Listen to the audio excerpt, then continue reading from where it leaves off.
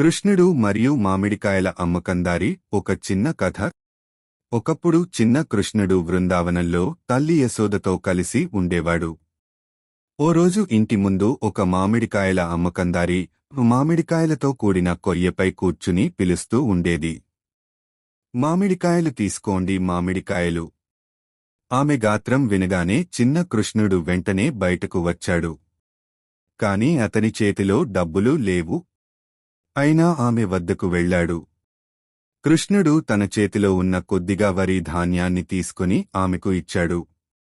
అమ్మకందారి అనేది పేదరాలు కాని మంచివారు. చిన్నబాబు చూపిన ప్రేమను చూసి ఆనందంతో మామిడికాయలు ఇచ్చింది. అదే సమయంలో కృష్ణుడు తన దివ్య రూపాన్ని ఆమెకు చూపించాడు. ఆయన నిజమైన స్వరూపమైన శ్రీమహావిష్ణువు దర్శనం పొందింది ఆమె హృదయం ఆనందంతో నిండిపోయింది. ఆమె భావించింది, ఈ చిన్న బాబు సాధారణ బాలుడు కాదని. అది ఆమె జీవితంలో మరిచిపోలేని మధురక్షణమైంది.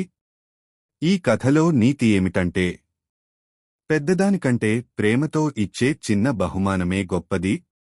దాతృత్వం, ప్రేమ ఉంటే ఆ దేవుడు కూడా మనం ఇచ్చిన చిన్నదానికే పెద్ద బహుమతిగా ప్రతిఫలిస్తాడు. ఇలా మనం కూడా మనస్ఫూర్తిగా ఇచ్చే ప్రేమను పెంచుకోవాలి.